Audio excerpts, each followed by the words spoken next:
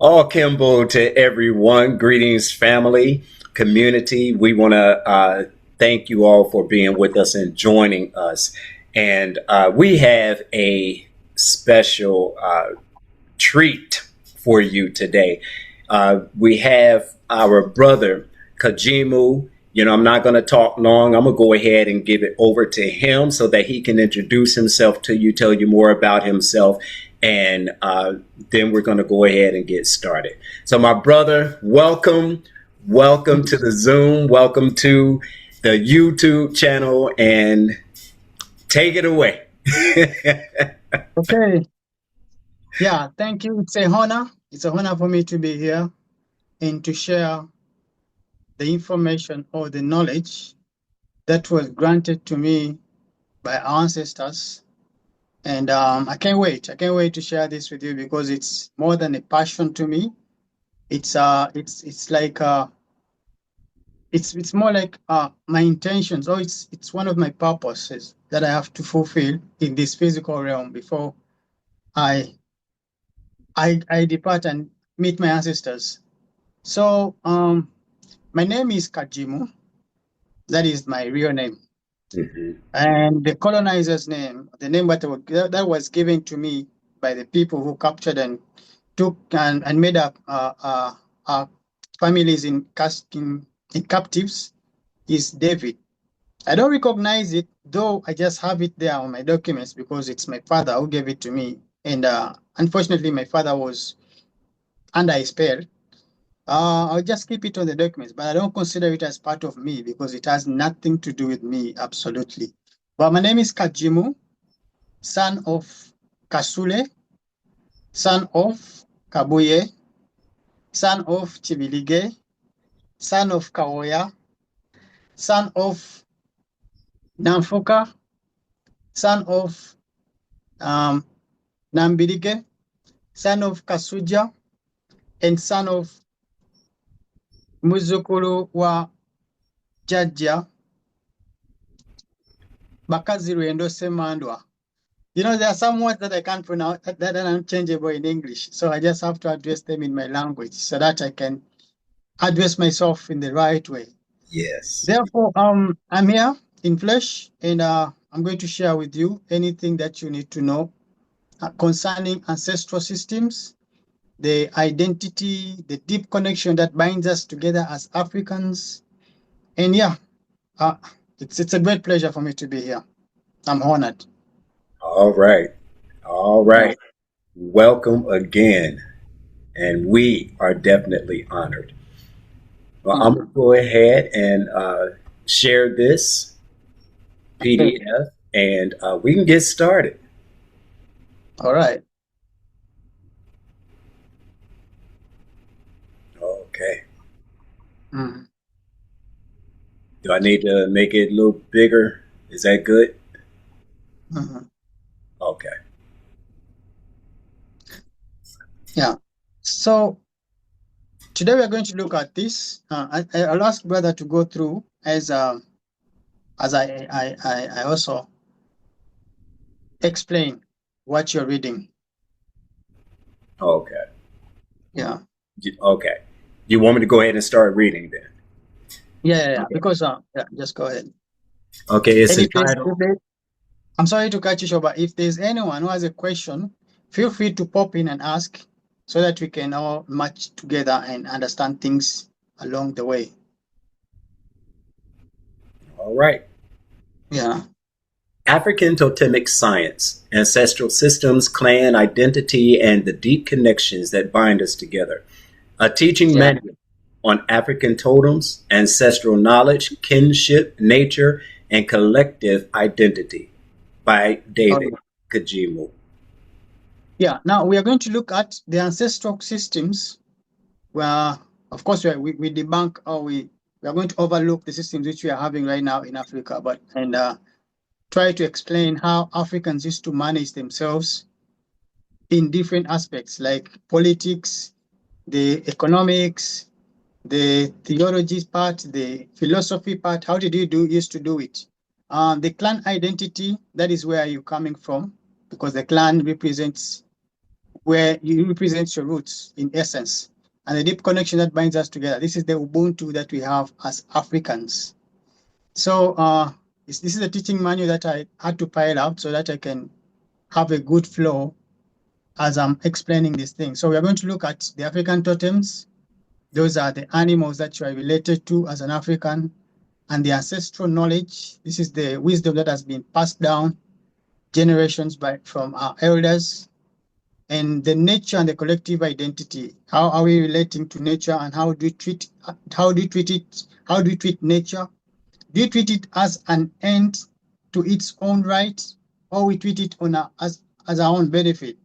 Yeah, we will explain those things as we go on. So, brother, go ahead and read the introduction. Yes, sir. All right. Africa is not merely a continent of different peoples. It is a continent of ancient systems of knowledge, memory, kinship, language, spirituality, ecology, and community. Just let me stop me when you want to elaborate. Okay. Okay. Continue.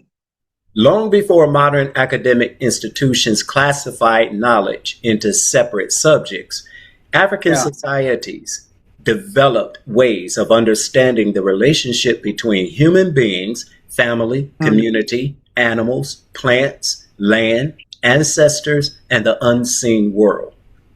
All right. Stop there. So we have seen that Africa is not just a continent. It is a place, it's a big landmass of people who have their own nations and culture. Actually, we are not countries in Africa. We are nations.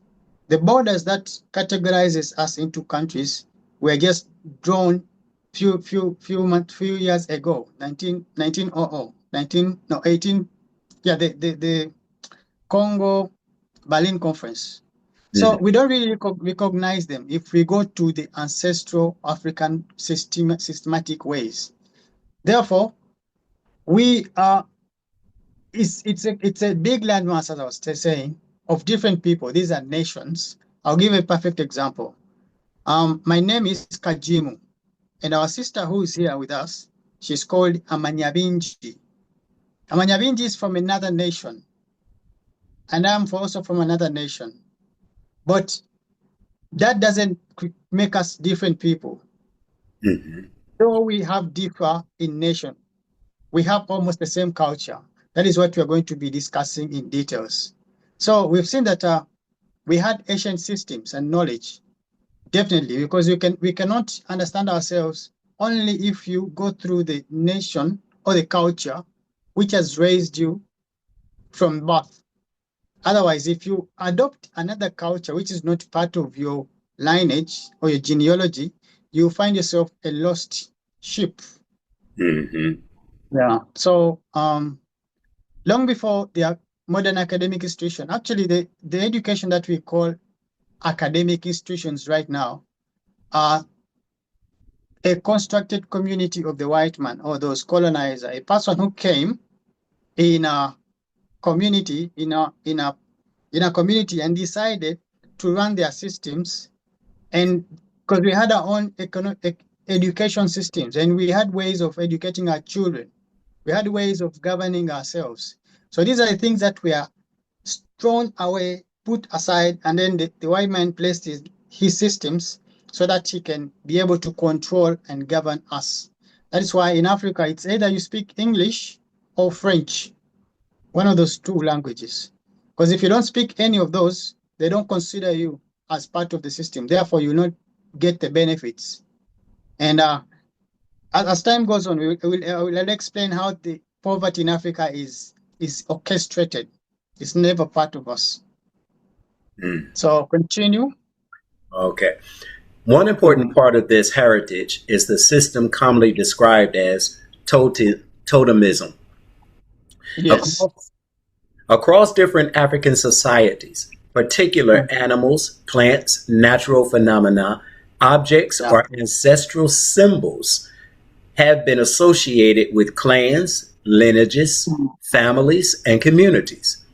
These associations could influence names, taboos, marriage rules, ceremonies, stories, political identity, and relationships with the natural environment. All right. Now we have, as I told you, that we have a lot of systems that used to govern us as Africans or as a community or a culture.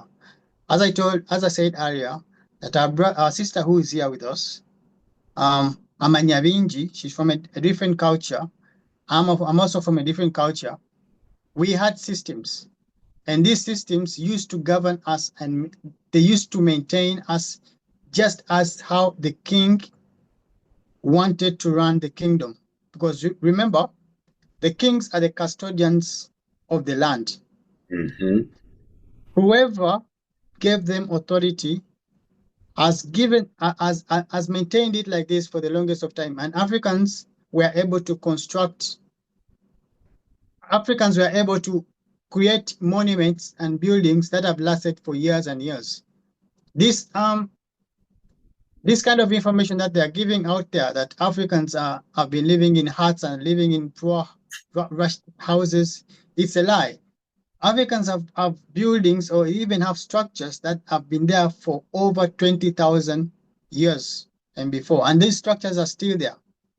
So we are way advanced. And to go back to the system that I want to talk about, the totemism.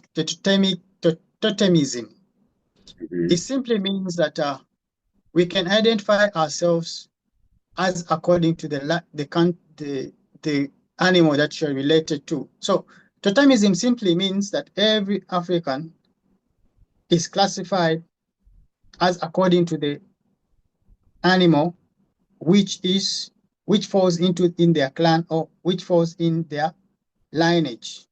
I don't know if that makes sense. Yes. Yeah, so we are Yes. going to go in detail of that system as we continue. So proceed. This is just an introduction. Okay. However, there is no single African system of totemism. The True. practices of the Baganda are not identical to those of the Banyoro, Akan, True. Shona, Zulu, Maasai, Yoruba, Igbo, Dinka, Akan, Ewe, or other African peoples. Each True. society developed its own institutions and interpretations. Therefore, this manual does not attempt to place every African tradition into one system. Instead, it explores a deeper question. True. What can the study of African totemic and ancestral systems teach us about who we are, where we come from, how we relate to one another, and how we relate to the natural world? Now, we have seen that Africa is not a single African system of totemism. Now we are focusing on this system of the totemism. There are so many systems, but let's look at this totemism system. What does it say? It says that the practices of the Baganda, remember I told you I'm from the Baganda people, Mhm. that's the culture. So we do not identify, the practices of the Baganda are not identical to those of the Banyoro. Now our sister who is here with us, Amanyabinji, is from Bunyoro. So she's going to speak on behalf. I'll just let her speak in for like 1 or 2 minutes or 3 minutes, it depends. And then she tells you where the differences are as far as the totemism is concerned. So we've seen that the practices are not the same in the Baganda, Banyoro, Akan, the Shona, the Zulus in the South Africa, the Maasai in East Africa, the Yoruba, the Igbo in the West Africa.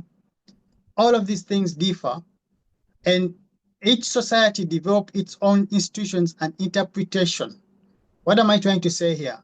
That it's not necessarily that if I relate myself to an animal, because now my totemic animal that I relate to is a colobus monkey. It's a colobus monkey. Mhm. But when you go to the to the Yoruba, West Africa, and the Igbo, they don't relate themselves to animals like monkeys or even other. They relate themselves as according to their lineage, meaning their totemism system directs them to a family lineage. And actually directs them to a family lineage name. You'll find that if in a family or a certain group of people, they have a name of Basse, I'll give an example, Basse. So that name will be passed on to every generation, and that will help them to preserve the totemic system. I don't know if this makes sense. Yes. Okay. Yeah. So I'm going to ask our sister Amanyabinji to briefly give us some practices that we have in the Banyoro and are slightly different from those of the Baganda. I'll just impose this as a question. Sis Amanyabinji, I'm sorry to pronounce your name because it's, yeah, but I hope you're okay with it. But what I'm saying is, what are the differences that we have as far as the totemic system is concerned? Thank you so much for the opportunity and for asking a wonderful question. First of all, I will talk about the differences and also the similarities according to the totemism. In Uganda, we have similarities according to the totemism, like I might be coming from a monkey clan, and also in Bunyoro, we have also monkey clan. I might be coming from elephant clan, and also in Bunyoro, we have elephant clan. And we know that elephant clan in Uganda, it is the one that ruling. They are the one that leading the kingdom. That is the Ampadaguma, right? So when you go to the Nyoro, the Toro kingdom, elephant is not the one that is ruling the kingdom, but we are having it and it is similar. However, in the difference, they are not the one that are leading. And another thing, when we come to the clans of Baganda, we have some difference in cultural customs according to the clans, because the cultures are coming under from the clans. We can find that the Baganda, let me use an example of monkey clan. In the Buganda kingdom, they have a work that they do inside the kingdom. And also you find that the elephant, they have also work that they're presenting. But in cultural things, in cultural part, it is somehow different. How and why? Cultural, it is having a lot of parts. It is very wide. It's not as small as how we see it, but it is very wide. You can find that me, when I'm coming from Bunyoro, and this one is coming from Buganda, Kagimu, they have what they call their names. But you're going to find that in Bunyoro, our names are like I will use an example of my name as Amanya Binji. This name, it's a separate name, meaning that this person knows much or knows more things or knows deeper things.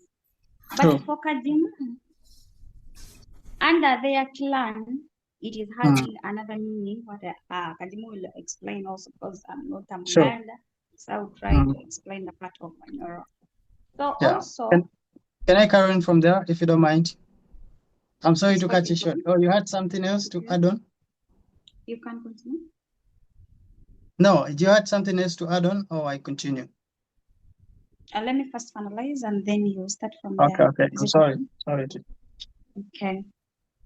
So for Uganda, we are having a lot of different cultures, the different customs that are coming under the clans, like in marriages, in other things.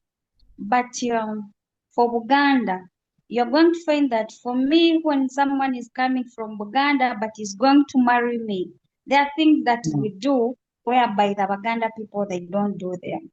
But that one, it doesn't makes us that we are too different, because all of us, we are under a continent of Uganda. So True. when someone is coming to marry me, I will go directly to the marriage, because it brings much meaning. When someone is coming to marry me, firstly, the Baganda, they will first write a letter. Kagimu will request that I want to come that side. I want to be born from that family. I would like to come and become part of that family. Then also in Bunyoro, we will do the same thing. But the way how we do our cultural things, you're going to find that it is more different than theirs. And don't serve the same purpose. How do we call Okutomkago? Can you translate it? Just say it in the local language, because some words cannot be translated in English. English is just a constructed language. Exactly. Because we have some words that cannot be translated.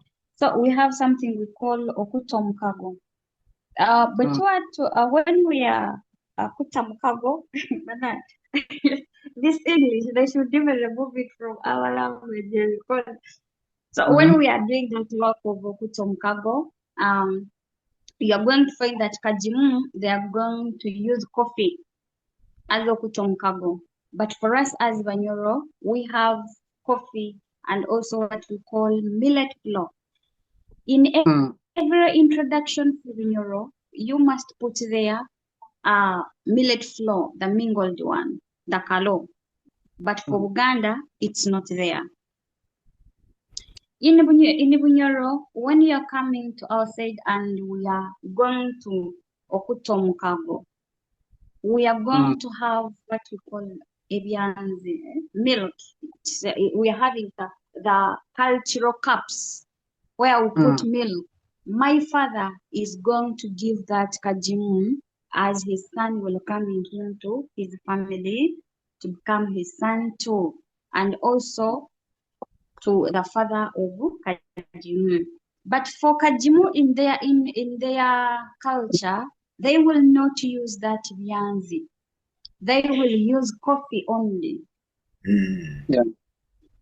Which makes it to become somehow different, but all of us, we are on the same ceremony. So these clans, they were there to help the community to know your indigenous, let's say, the ideology of understanding who you are and what you are supposed to do.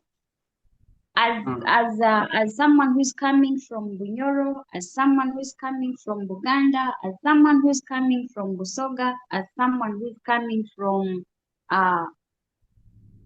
Aluru, like that, because all of them, they are having their different customs, but they are under culture. Because even in Aluru, we have same animals that are representing the clans, but in cultural, they are different customs. So for Buganda, their introduction wearing, it might be different because for them they wear gomez. But for us, our cultural dressing code, it's called the mishanana. As for Banyoro, we wear the mishanana, but all of us, we are going to do the same introduction. Then in terms of animals representing that I'm coming from this clan and I'm coming from this clan. Now, when I'm coming from elephant clan and someone from Bunyoro is having also an animal coming from elephant clan, like an animal representing elephant, it doesn't mean that this person will not marry me. Yeah, this person will not marry me. Why? Because even though our animals are the same, yes, even though our animals are the same. Sis, I'm sorry to cut you short, but you're going into details and we are still on the introduction part. I'm sorry to Yeah. cut you short. Yeah, I'm sorry. That information is going to be needed ahead. But thank you so much. I think she was trying to create a bridge or trying to show that we have differences in culture and differences in totemism, though we are one people. Yeah. I would like to take this opportunity and ask if there's anyone who has a question to ask before we proceed. Just come up and say. Our sister Tamara or brother Naja, Lizzie, even brother Manzambi. If you have a question with what we've just said, just come up and ask. We are here to correct and to bring up the right history, because what we are being given or what is being presented to you is totally false. Or should we proceed? Yeah, I don't have any questions. If anyone else does, Hmm. anyone? No, I don't have Yeah, any just questions. None okay. yet. Okay. No, I'm okay for the moment, actually. Okay. Okay. All right. Okay. But We let me can hope that we are proceed. on the same page. Because sometimes our accent may be different, and if you don't understand something, please go ahead and ask. Will do. Yeah.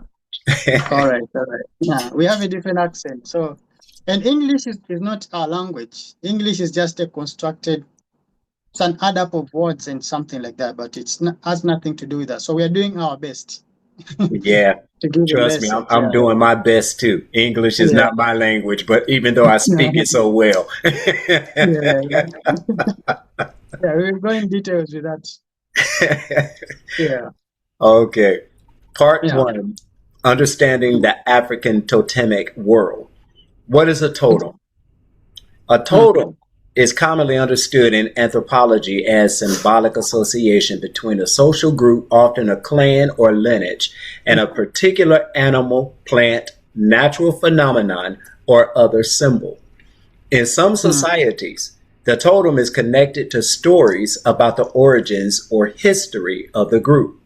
The relationship can involve identity, ancestry, kinship, marriage rules, taboos, ritual obligations, social responsibility, environmental relationships, clan names, and praise names.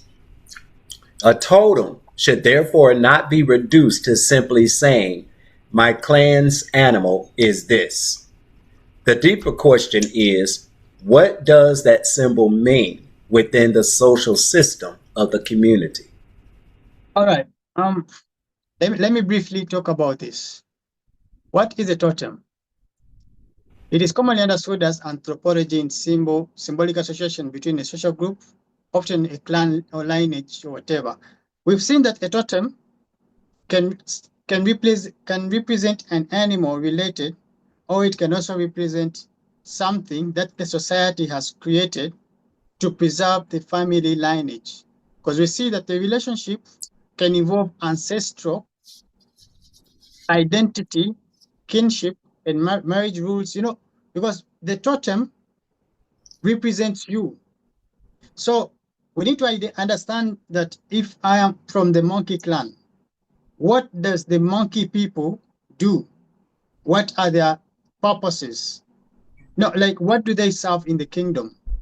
And what are they being known for?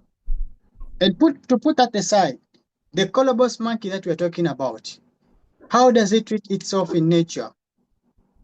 Is it a carnivore? Is it an omnivore? So if it is a carnivore, how does that relate to me?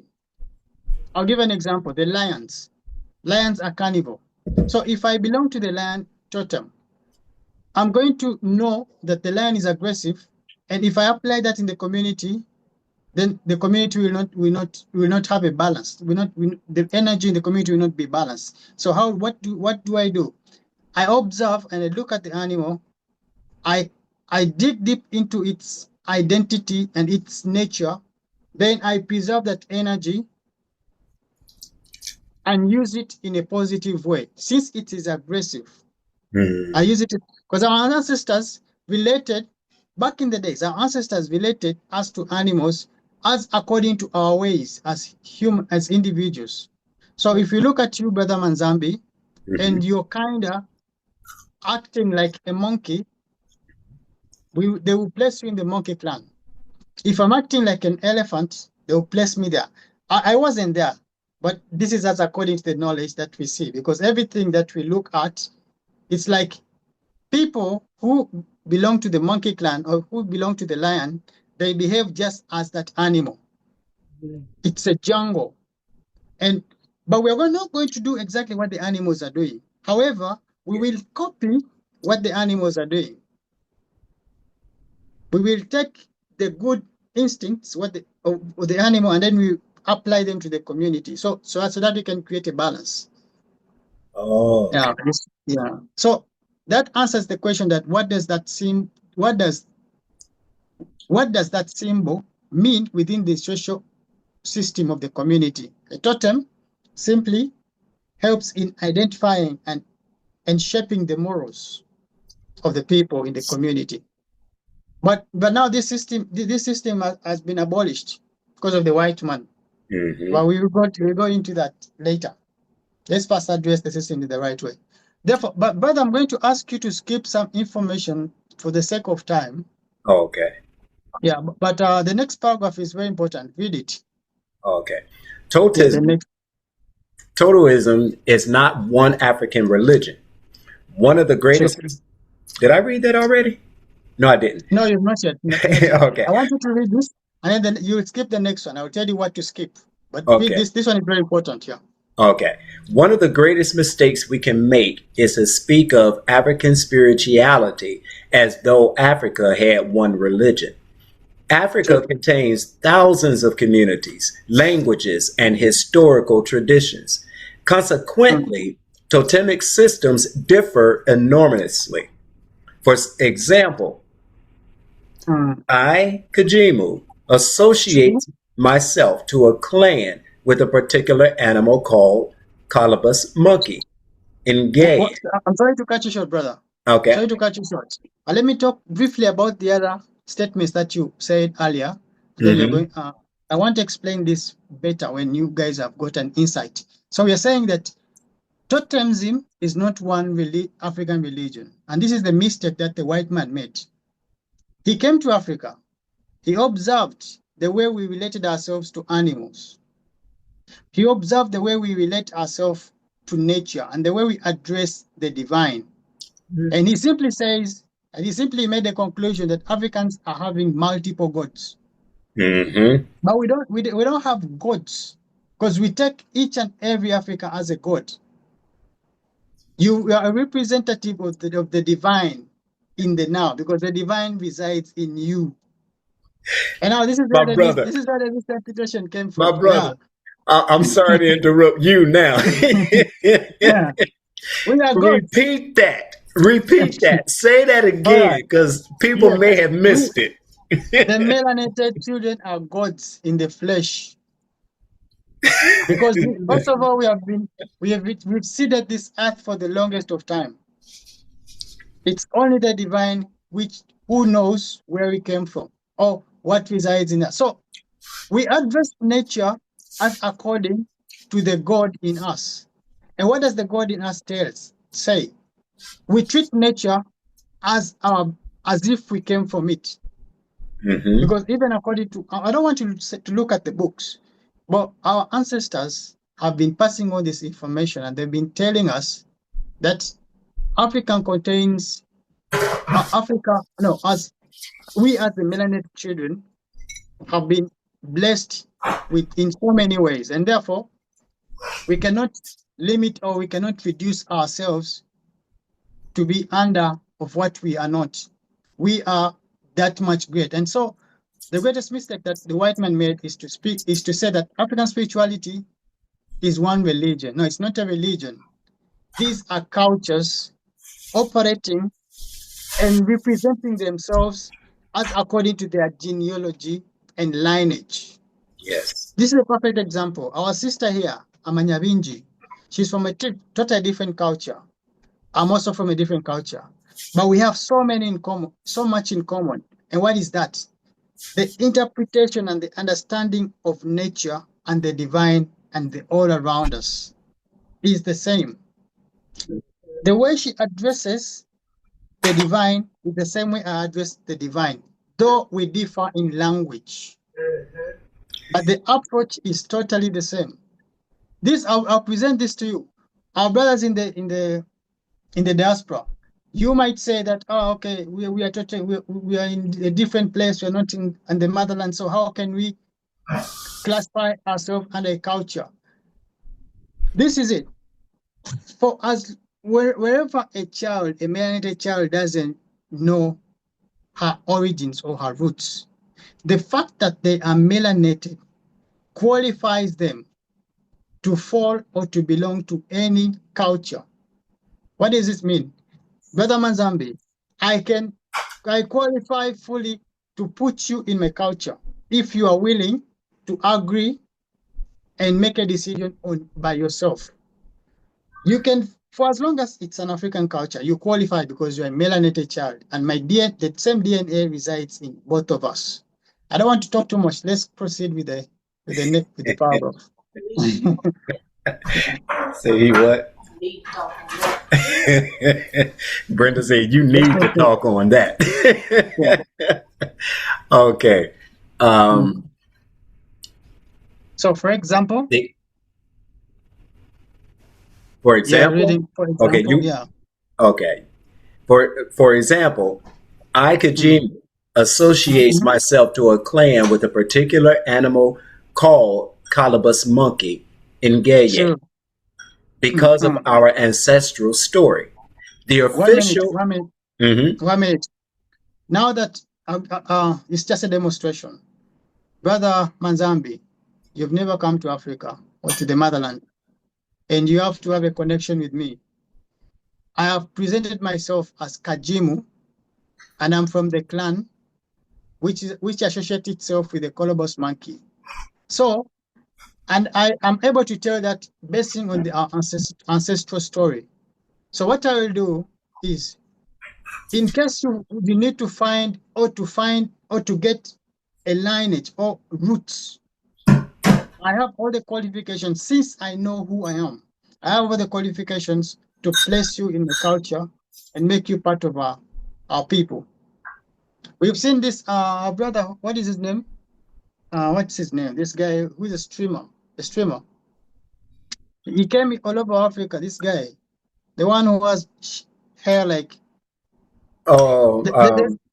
Speed? Or you know, I show Speed? Yeah, I'm talking about Speed. Okay. Did you saw what Speed did? He came all over Africa and he was being initiated in so many nations. Like, yes.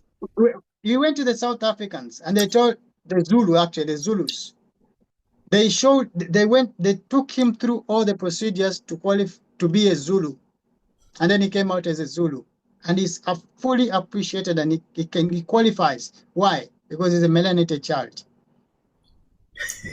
So that's a good example. But proceed with your Okay. The official Buganda Kingdom clan archive lists Ngeye as the clan's totem and gives the clan motto as, okay, help me out here. All right. I'm waiting for you. This is the original language. If anyone asks about the original language, African languages have been there for the longest of time, and we are not scared about it. And to give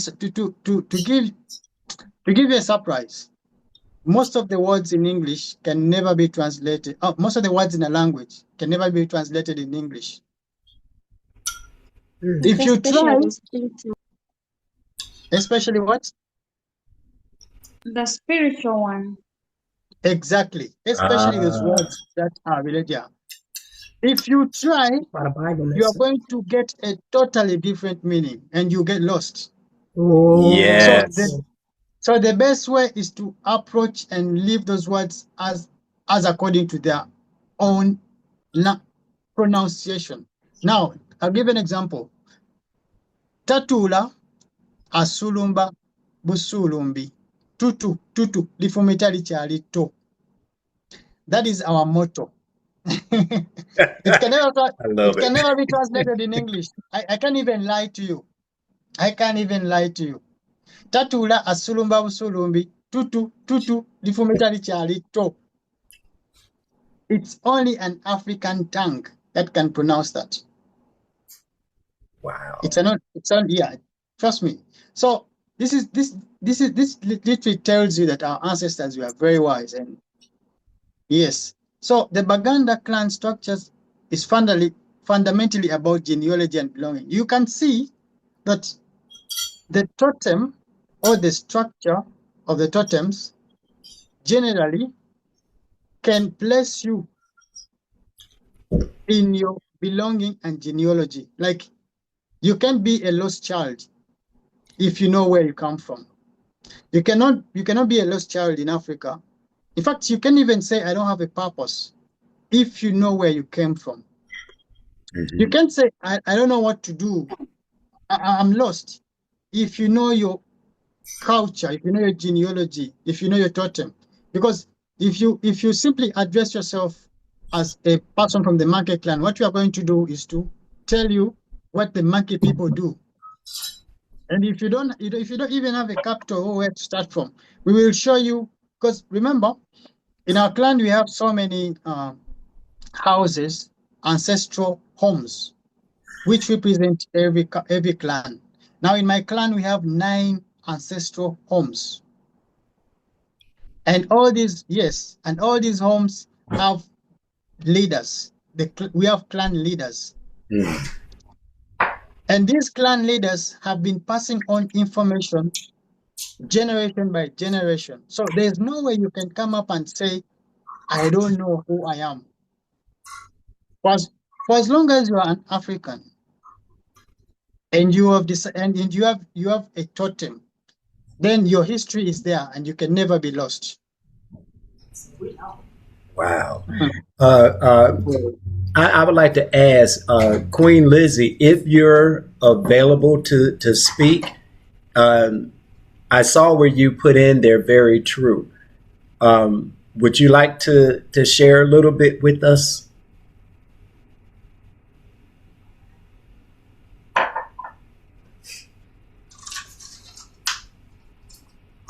Okay, I think she's not ready, but when she's ready, she will let us know. But I want you to proceed. Okay. I want you to proceed. Yeah. I'm sorry. Proceed, brother. Proceed. Okay. Proceed. All right. Understand. Okay. All right.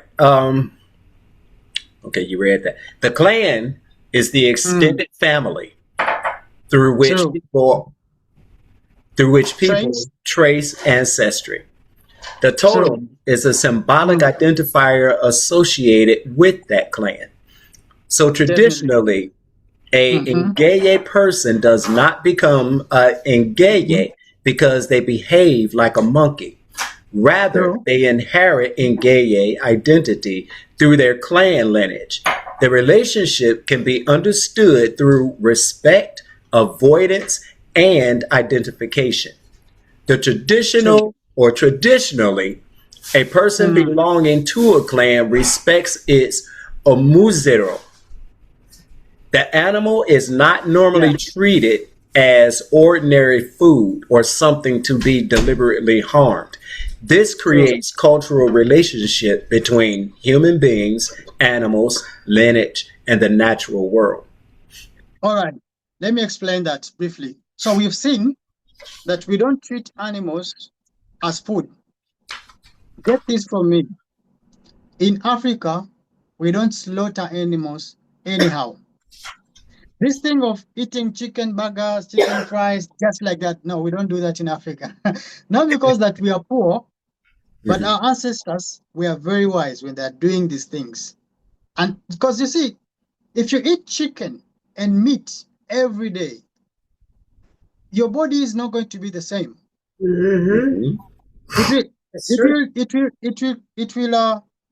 It will develop a lot of antibiotics. And remember, red meat carries a lot of bacteria.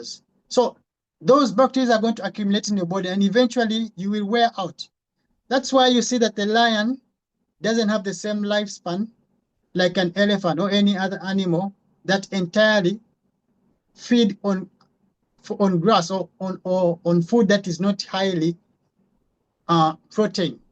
I don't know if this makes sense. I'm trying to bring up the Yes. right. You know, our ancestors have been preserving nature in so many ways. So you see that a Ngeye person does not become Ngeye because they behave like that monkey. Rather, they inherit the Ngeye identity. Now, I think this is where the white men came up with this theory that we came from monkeys. Mhm. Because they thought that we behave like monkeys. No, we don't behave like monkeys. We don't behave like these animals. No, we inherit their identity. We are preserving these animals. I don't look like a monkey, no, but I'm inheriting its identity so that I can preserve my lineage. Can you imagine that kind of science, that kind of wisdom behind it? Because remember, I'm not the only monkey person. And there are so many monkey people there, the Ngeye people, who I don't know, who I've never met physically. But if I ask their names, and they give me a name that falls in the monkey clan, I cannot go ahead and marry these people. Why? Because I'm trying to reduce the risks of being a carrier of certain diseases. Our ancestors were so wise when they're doing this. So you can see that it not only preserves the nature, or it not only preserves the animal species, but it also maintains the ecosystem. And it also it helps us in so many ways. There are so many ways that the totemic science can help us in. Yeah. So Mhm. I can go so much in details about this, but let's proceed. If there's anyone who has a question, please come up and ask. Maybe this will trigger me to speak something very important. Yeah, because I might speak, but someone else may have a question, and it will trigger a response, a good response. But if no one else out there has, so let's proceed. Okay. Since Africa, yes. All right. Since Africa is diverse, other communities may use an animal as a clan emblem without believing that the clan literally descended from that animal. Another community may attach specific prohibitions to the animal. Therefore, symbolism does not automatically mean biological ancestry. The distinction is essential when teaching African traditional knowledge. Yeah, stop right there. So we've seen that some communities do not use animals as a clan emblem without believing that the clan literally descended from that animal. Now, what they are doing, they are preserving that animal because the ecosystem is useful. We understand that if we maintain nature in its raw form, we will benefit a lot from it. That is why animals can only be found in Africa. Like if you want to go for a game park, to visit a game park or a game reserve or anything, lions or whatever, you come to Africa because that is where you find the true ecosystem. It has been maintained, has been preserved for the longest of time. But unfortunately, the white man is trying to destroy everything right now. But the awakening is happening. We are getting back to our roots, and this message is going to reach to so many people, and we will preserve our knowledge system, and we will get back to our basics. Yes. Sure. So I want you to skip the clan as a memory institution. Okay. I don't know if someone else may, because I think this is direct. That the clan, remember, a clan is a totem, or as I've been explaining what the totem is. So you can see that if you know a totem, you'll be able to understand your family history. You're able to have the ancestral names. You cannot call your name. You cannot name your child. You cannot give your child a name that doesn't belong to you. That doesn't fall in your genealogy. Remember, I told you that if it's a different name, this child may meet themselves somewhere, and once they have kids together, it will be diseases and so many problems. Yes, So that's interesting. we've seen that it also helps in oral literature, the land connections, political identity, in so many ways. So I'm going to proceed and say that the totem as a social symbol. Okay. So these are questions that I would like you to ask, and I'll respond. And I'll also ask our sister Manyarinji to respond to these questions as well. So go ahead and ask these questions, brother. Okay, we have a raised hand. Someone has a question. All right, Nkosi. Hey, brother. Brother Kagimu, I just wanted to get a clarification. Let's say, for instance, that I was a member of a clan that was represented by the lion totem, and then the lady I wanted to marry. I'm sorry to cut you short. You're saying you are from the zebra clan, right? As an example. Yeah, zebra would work. But let's say I wanted to marry a lady from the elephant totem. Is that not allowed? My understanding? You are from the zebra clan and you want to marry a lady of an elephant? Yes. Is it allowed? Now you need to consider these four things. Can I answer that? Sorry?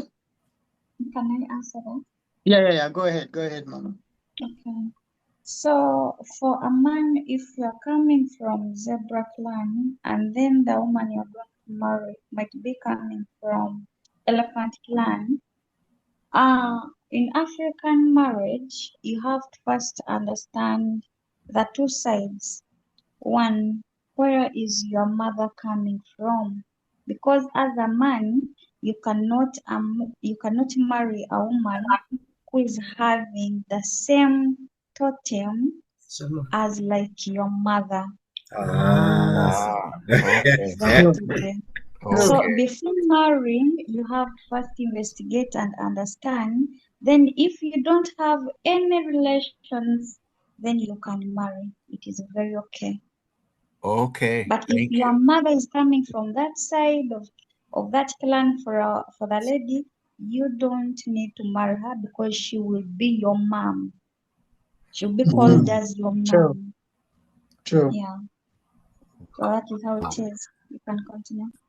Yeah, and shortly to add on what she has just said, we know that a true African who is deeply rooted in their culture, they identify themselves as people with 4 totems. Because I have this totem of my mother in me, though my mostly recognized totem is that of my father. But there's a portion of my mother's totem in me, so I cannot marry someone who is my mother's totem. There's a portion of the father of my mother.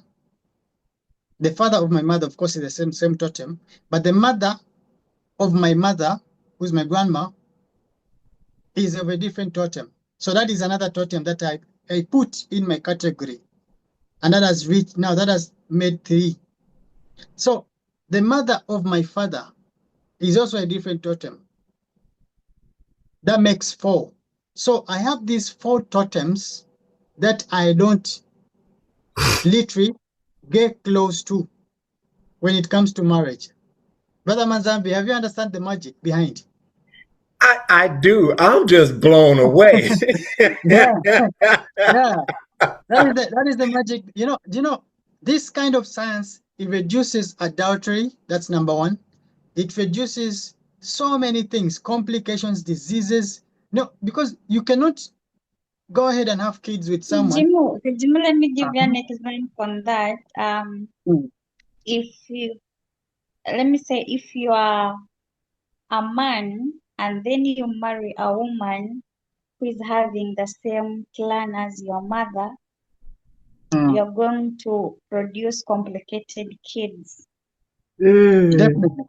Yes. They might be having some parts of their body. They might not be understanding very well. So this Yeah. comes from this side. I will use an example of these Arab people. For them, a cousin can marry a cousin. That is why It's you called find in incest. some families, they have so many complicated kids who are Complications. having certain kind of Mm. Yeah. so Can in I ask a Africa, question? to avoid that, Mm. they used to skip it. Yes, you can ask. Sure. Can I ask a question? Go ahead, Sister Mara. So this is really complicated and I don't really get it because there's so Okay. many different totems, the mother totem, the father totem, the grandmother totem. Yeah. On one side, the grandmother's totem, on the female side, the male side. So so your totem, the monkey totem, who is that from? Your mother or your Now, your totem, mother or your father's mother? my totem is always coming from my father. So okay, so you recognize the lineage or whatever, it comes from the male side. Is that what you're saying? True. So you don't True. recognize the female side. I recognize it as well, but it's not the main totem. It is Okay, in let my me blood. explain. So the main totem is coming from the father's side. The Yes, main it's coming from the totem father side. is coming from the father side. But when it comes to spirituality for the clan or either for the culture, I as a grandchild, I have to inherit for the mother, not for the father. And then my kids will inherit the one of my father. So all of them, they are helpful. Wait. Yeah. Okay. So for on the spiritual side, I will inherit you for the inherit it mother. from your mother, not your father. Exactly. Not my father. Then my kids are the ones who are going to inherit from my father. Because it's the mother who has the portal of life. So she has the access. She has the access to the creator or to the divine. So why As wouldn't her compared to the children? mother. So why wouldn't her children inherit from her,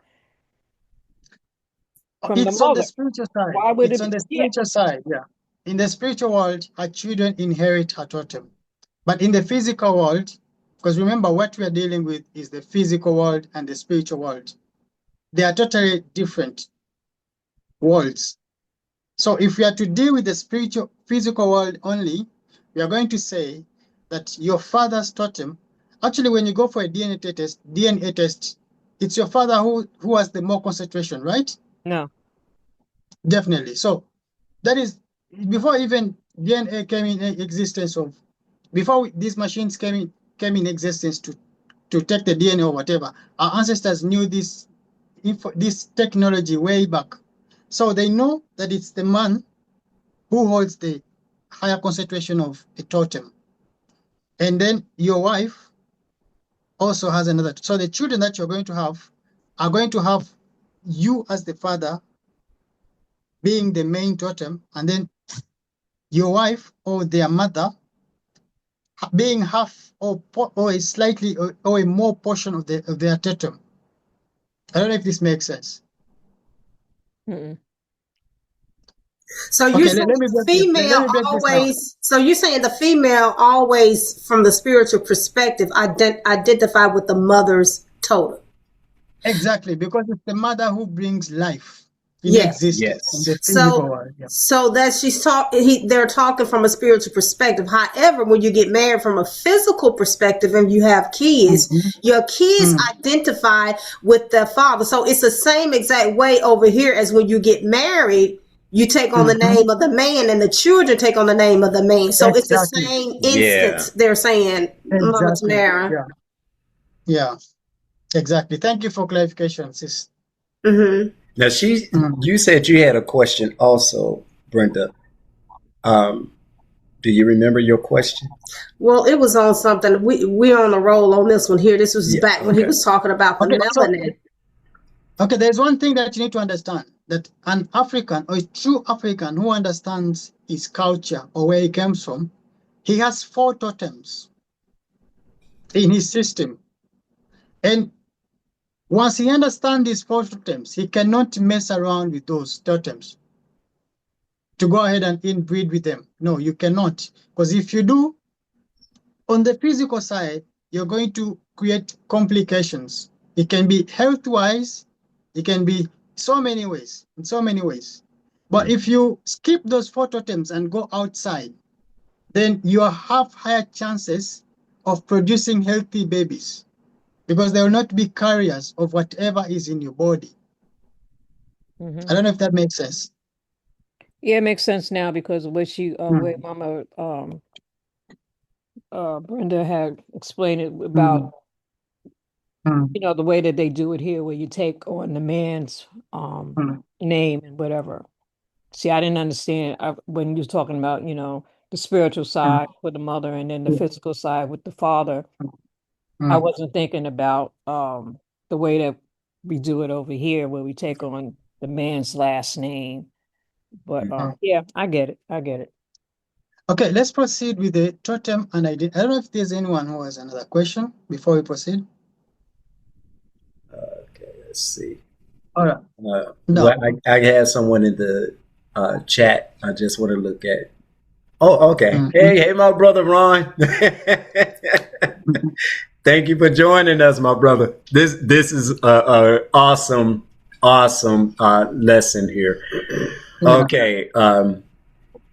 I go on down. You want me to read this here? Totem and identity? Yeah, go ahead and read it. Okay. Modern society often encourages people to define themselves primarily through individual achievement. Traditional African societies frequently placed greater emphasis on belonging. A person could be understood through relationships. I am because we are. This principle is often associated with Ubuntu. Although its precise meaning vary between languages and communities, the individual was not imagined as completely independent from family and community. Identity was relational. All right. I think this is direct, unless someone doesn't understand it. But we see the modern society, which is the constructed community. After the modern society often encourages people to define themselves primarily through individual achievements. These are the things that I was talking about. That me from the monkey clan, I know what we do as the people from there. So if I can be able to identify my culture and identify what we do, I will achieve, and I'll get encouragement, and I'll get recognition from the society because I have embraced who I am and I'm doing exactly what I'm supposed to do. So traditional African societies frequently place greater emphasis on belonging. You need to know where you belong. You cannot just be an African. You cannot just be a Christian or a Muslim. Fine. But this is what I was talking about in my video that you posted in your channel, that I cannot be called David and Kagimu at the same time. It doesn't make sense. I need to identify myself. Yes, it simply shows it simply tells that it's like saying that I am from the monkey and at the same time I'm from the elephant. No, it cannot. It can never be. You can only be one. So this is where the white man made us go on a totally different route, that we can, but we should only identify ourselves as according to our genealogy, because I am, so a person could be understood through relationships, and I am because we are. I think you understand that. Everyone understands that in Africa we understood that if I'm a monkey, I will treat you a gorilla because of who we are. You see that the ecosystem maintains the nature of the animals in the jungle out there. They have ways of surviving, but we're not going to do exactly what the animals doing. If the lion is eating these other monkeys, these other animals, I belong to that animal. I'm related to that animal. What am I going to do in the society, in the current community? Now, I'm going to be a leader. Oh, just like what our sister was trying to say earlier, that the Bunyoro kingdom recognizes the leader as those from the lion. So you can see that we associate ourselves with animals, not because we look like them, but we inherit their characters. Mm-hmm. And then we pass on this information to the next generation. So we have part 2 here. It says who are ancestors. I think we all know who our ancestors are. But if I can also, I can go in details basing on the totem, if you guys would want me to. But I don't know. Would you want me to go that side? I want you to touch on, because you keep saying this about how it's more than knowing you're African, right? Mm-hmm. You have to know your totem, Where you come from. Where you come Yeah. from. Could you Yes. expound on that? What you mean by where do you come from, so that people can have a clear understanding of what you mean by that, especially us in the diaspora, where many of us, don't know our totem. A lot of us don't know the clan. They may know, be able to identify the particular area where our ancestors come from on the continent, but that may be just all. So if you could just expound on that a little bit more, please. Okay. There are so many questions there. So there are so many things to tap on there. So maybe if you just ask one question by one, yeah, just. So you said you have to know where you come from. So expound on that. What do you mean by that? Okay. Where do I come from? I'm going to speak, and then I'll ask my sister also, Manyabinji, because she's from another culture, to come up and speak, as we give you a good picture or a better understanding of what it means to say that I come from this. Now, I said it earlier that my name is Kagimu. So Kagimu is an African name, specifically from the Buganda kingdom. The Buganda kingdom is composed of different clans. We have 52 clans, and these clans each is represented by an animal, or is identified or is represented by an animal, which you call it a totem. It's just like being in the jungle, that the Buganda kingdom is an ecosystem. And in that system, there are different animals, which are the clans and the totems. So how do we identify each other is a very good question. Now, I, Kagimu, I should come from people who are related to me by blood, by genealogy, by the way we do things, by our ancestral connection.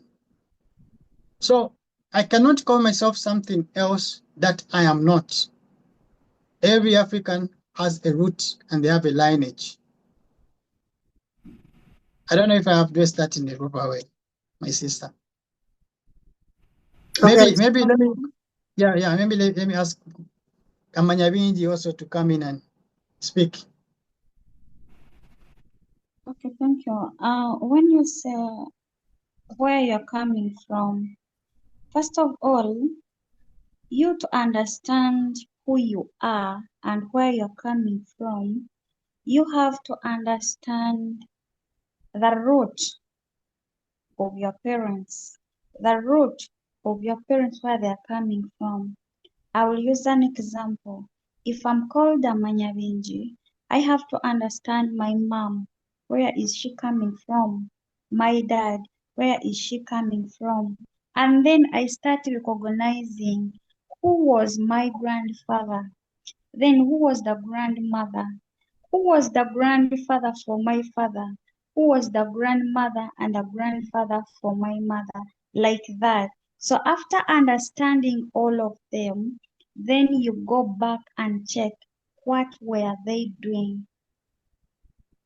That one, it will bring you to who you are exactly. Then after knowing who you are, you're going to understand where you're coming from. Because if you don't understand yourself, you cannot understand where you're coming from. You have to know who are you, and then after you understand where you're coming from. But if you don't know the roots, everything goes under the roots. I heard our sister saying that some of our fellows, they don't know their clans, they don't know their totems like that. In Africa also, we might have some people who are like that on ground. They don't Actually, know have their a lot. clans.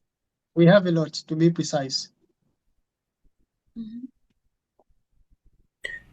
Let her You finish. know, She wasn't finished there. Go ahead, sister, and finish. Oh, I'm sorry. Okay. So in that's awesome. in Africa on ground, we also have such a kind of people who are not knowing where they are coming from.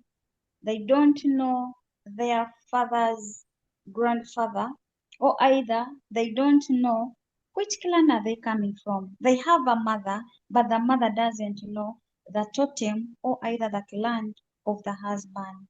It doesn't mean that you're not going to get any clan. We have rituals. There are some rituals that they do. You accept that physically, I don't know the clan of my father, because as a child, you inherit the clan of your father.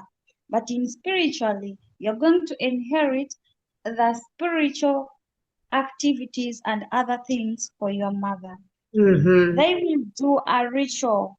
You can go to a river, you can go to a lake, and then you do a ritual, and then the spirits of the river, the spirits of that lake, they become your clan, and you choose among the clans that you are having in that community. If it is Bunyoro Kingdom, if it is Uganda Kingdom, if it is Ankoli Kingdom, you choose one where you want to belong.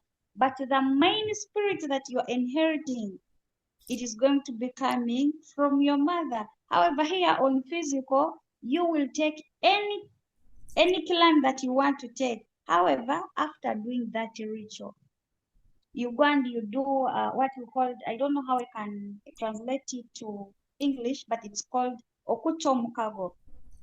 Sometimes our ancestors, they used to go with coffee, and then you stand in the midst of the river or either the lake.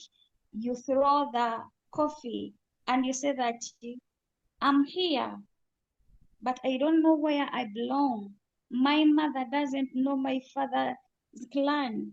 We don't know their origins.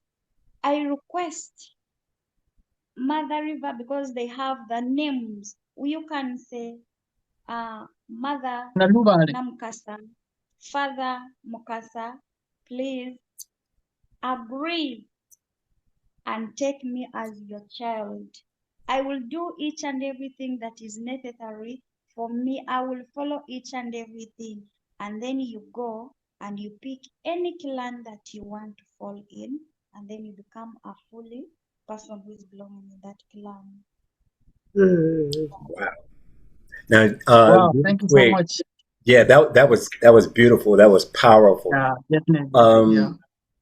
Just real quick, there's a brother that's joining has joined us.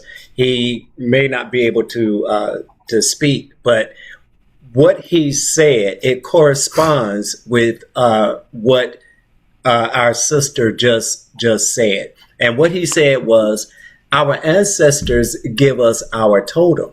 This is why it is very important to connect with them. Mm-hmm. Your totem identifies your ancestral lineage. Yes, and usually from that perspective, that is absolutely correct what he says. Usually, from my experience and hearing other people, it's from the mother lineage, because that's more of a spiritual. Mm-hmm. So usually what the totem that they give you, and correct me if I'm wrong, but it's usually when it's from that, what he's saying, connected with the ancestors, mm-hmm. it's from the mother lineage. Yeah, because it's spiritual. True. Yeah. Yes. Yeah. Okay. This is, oh man, Yeah. this is So good. actually, too, I think little bit correct this. If Amanyabinji, you can correct me if I'm wrong, but our sister Brenda, Mama Brenda, what you're saying is, if you don't have a totem, because we've seen this in Africa, actually it's happening. So many people are turning into Christians and Muslims and whatever. And remember, when they get to be religious, they throw away the African traditional ways, and so they forget themselves. But when time comes and they're in trouble, they need to identify themselves. That is when time comes, when it has reached to the marriage ceremony. Because remember, in Africa we have the traditional weddings and the English white man's wedding. Mhm. But you cannot do a traditional wedding if you don't have a clan or a totem. Mm. Yes. And you find it that we don't have as things look for now, as things look in the reality now, everyone is entitled to have either a culture, not either, but a culture and a white wedding. But it's up to you to decide and say, I don't have a white wedding. I just need a culture wedding. So before you go into, you need to have a clan or a totem so that the wedding can proceed peacefully and yes. But yeah, so our sister is saying that in case, I'll give an example, like a brother from the diaspora, okay, or any other African who has forgotten who they are. And let's say her mother gave birth to him or her, and they failed to understand who the father is, and the child grew up from an orphanage, and now the child has come to a stage of getting married, and he doesn't know his totem, he doesn't know his roots. What they will do is to go to the lake, riverside, or to the lake, and just like what our sister have been demonstrating, you get coffee beans, you throw them in the lake as you're uttering out words, saying that I have come to you, because we in Africa we recognize water as the birthplace. Actually, now this is very interesting. I think I should share it with you. Yes, we have a very common lake. I think it's known all over the world. It's called Lake Victoria. Mm-hmm. Mm-hmm. You know it. Uh, Yes. Now, I will tell you the truth. That is not its original name. Right. Mm-hmm. Correct. That is a name that was given to it by a person who thought that they would take that privilege of owning it. And if they had the capacity of carrying it to England, they would have done it, but they can't. So the best thing they could do is to give it a name, but we don't recognize it. That name is only in the maps and in their documents. We don't have it on the ground. The real name of Lake Victoria is Nalubale. Actually, let me ask Mama Amanyabinji to give us more insight about that lake and why is it called Nalubale, and why did she say that if you don't have a totem, you don't know where you belong, you should go to a lake and request. Mama Amanyabinji, Yes. carry on from there. Okay. Why Lake Victoria was called Naluvale? First of all, I in think culture. you should get close to the mouth, please. Oh, my voice is very far. Yeah, go get close to the mouthpiece because your sound is a little bit low. I think you should speak through the mouthpiece. Yeah, Just trying to interrupt me. it's okay. We I'm don't just want to first miss this declining this information. person. Voice Let me first declare the person who's calling me. Mhm.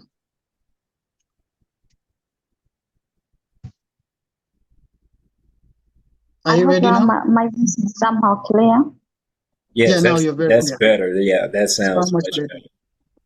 Okay. So, why Lake Victoria was called Naluvale in the beginning, as we look in our ancestral knowledge and also the culture, there is what we call the 4 panels of cultural knowledge or history. First, we have what we call in Luganda, Lubale. Mm. And Lubale. then, yes, it is called Lubale. Lubale, it was representing as should I say a creator? Because creator is a Tonda. Tonda comes down to Lubale, and then Lubale goes to Nalubale, and then Nalubale comes to other. We had Misamba, which is the other spirits. Uganda words are Right. different for translating them. Deities, Right. maybe? No, not deities. Not We had, deities.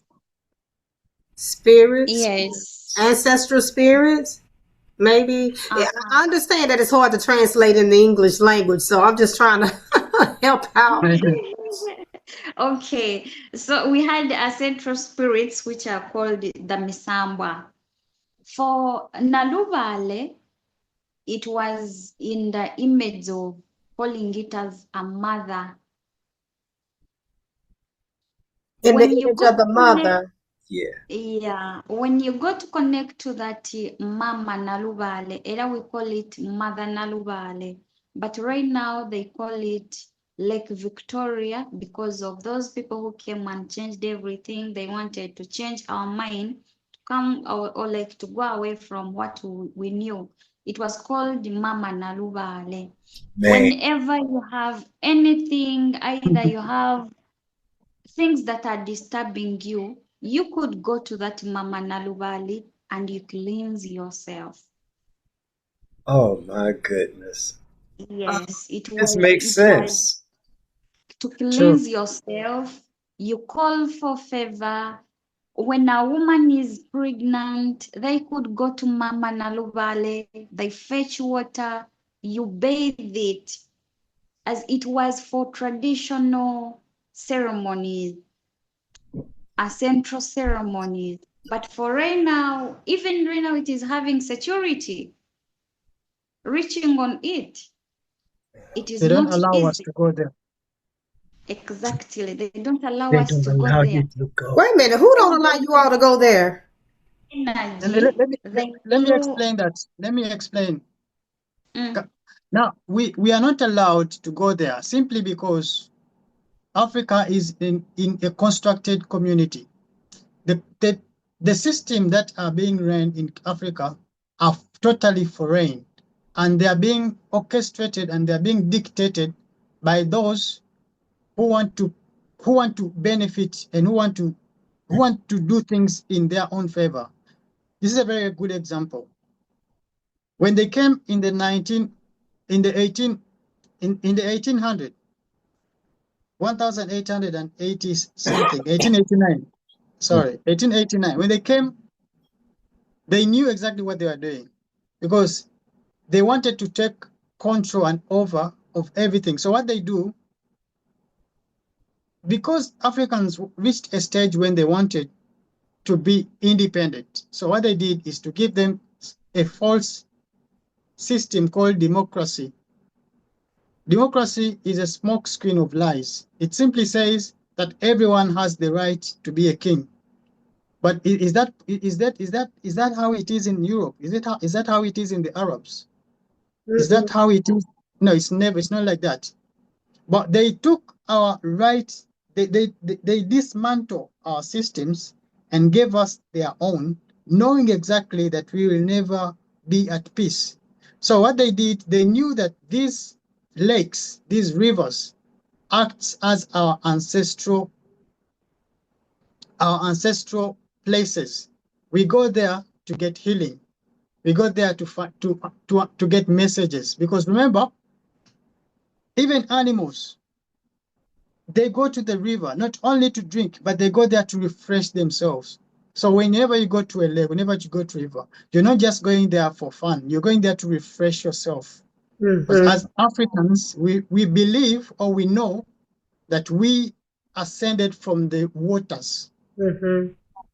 Yeah, that is why when a woman is pregnant, she is always advised to go to the rivers or to the lakes so that she can connect. She can get some of that water in under her belly, in her belly, to get that synchronization. Remember, it's the same salt seawater, or it's the same waters, because we know that life can only grow in water.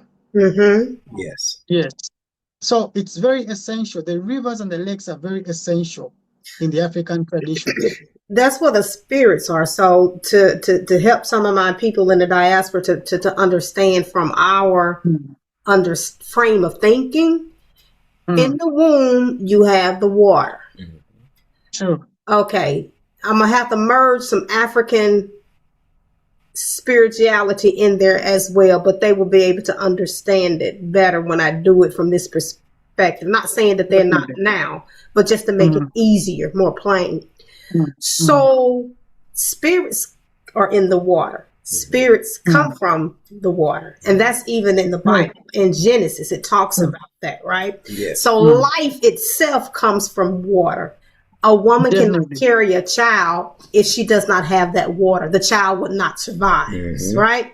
So when the child come forth, because the child still have in the womb, they still have part in the spirit realm and in the flesh, but mostly the spirit. Correct. Right? Because they're in that water. In the water. So when the mother get ready to bring that child rather get ready to come into the physical realm, what happens? They said the water breaks. Right? So in other words, they're leaving the spirit realm to now come into this physical realm. So they leave in that water. Yes.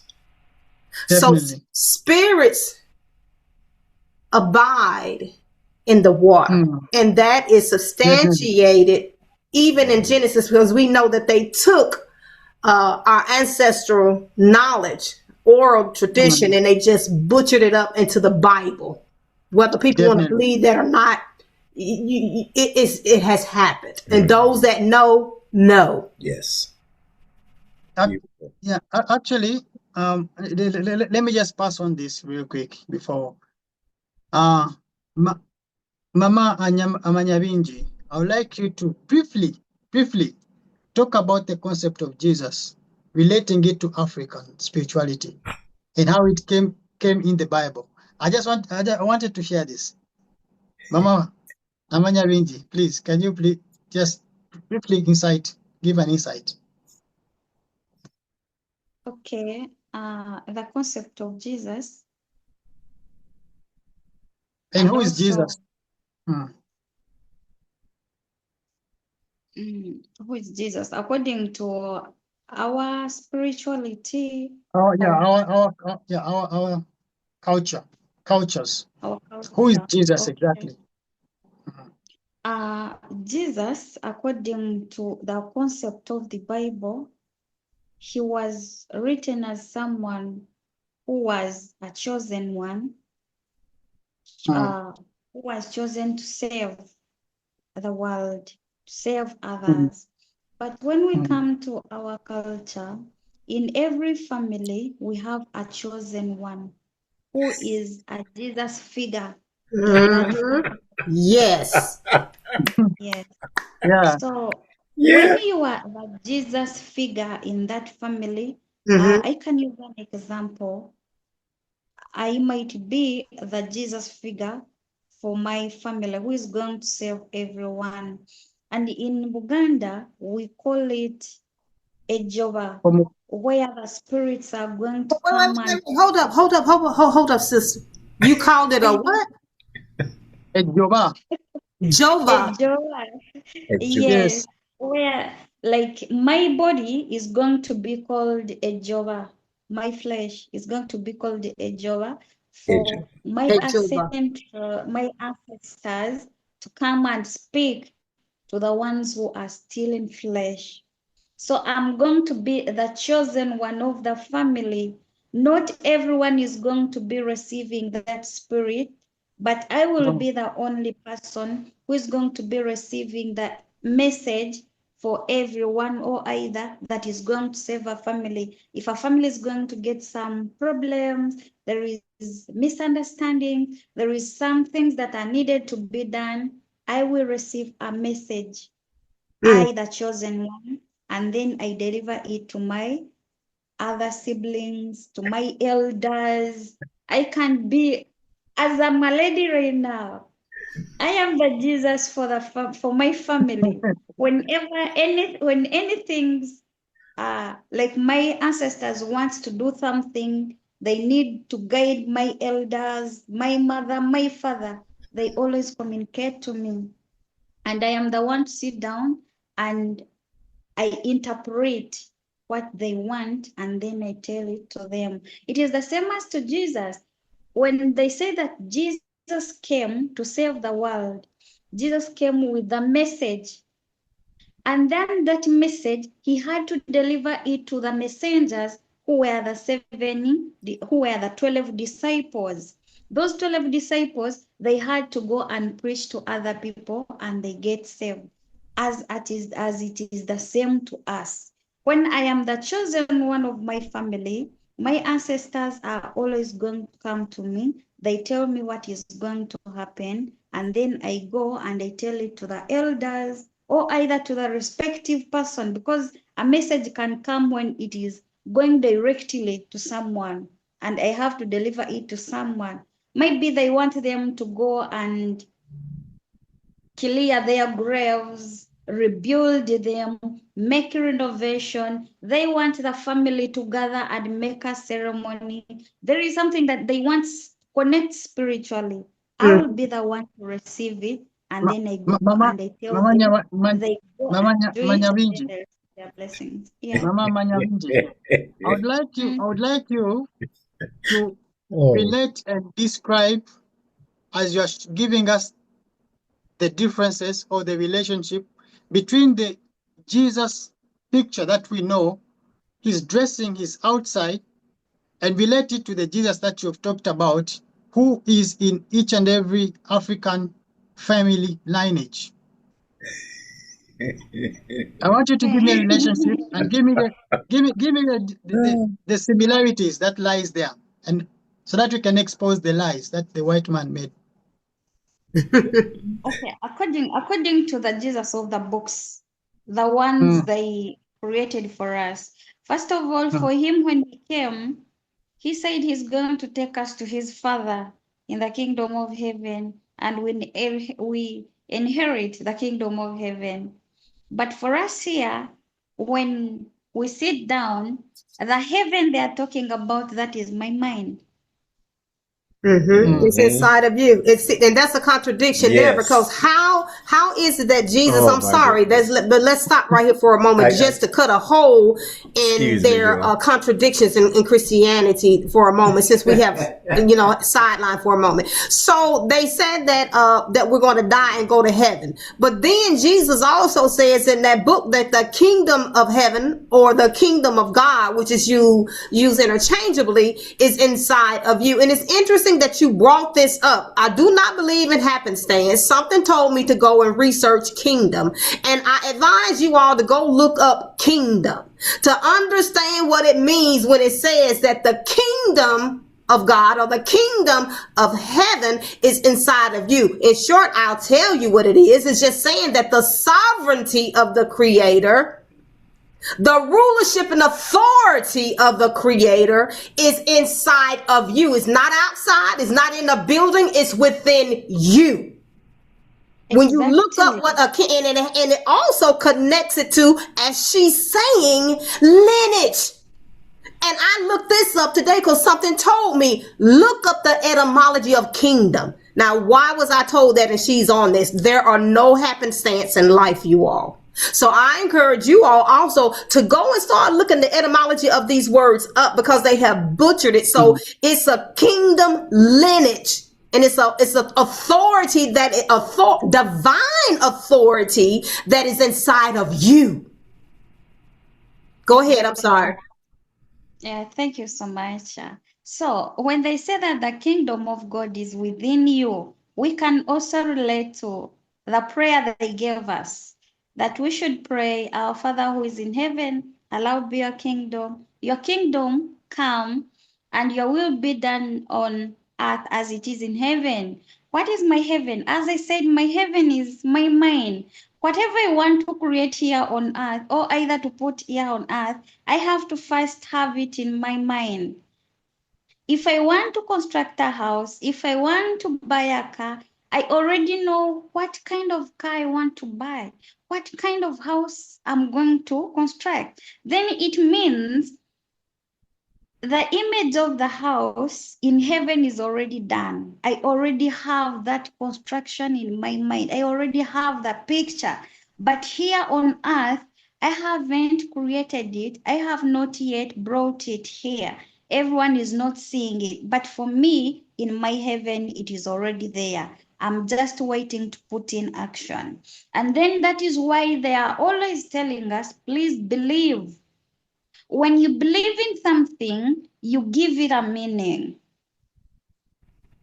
If you don't believe in something, then it means it's not going to get a meaning.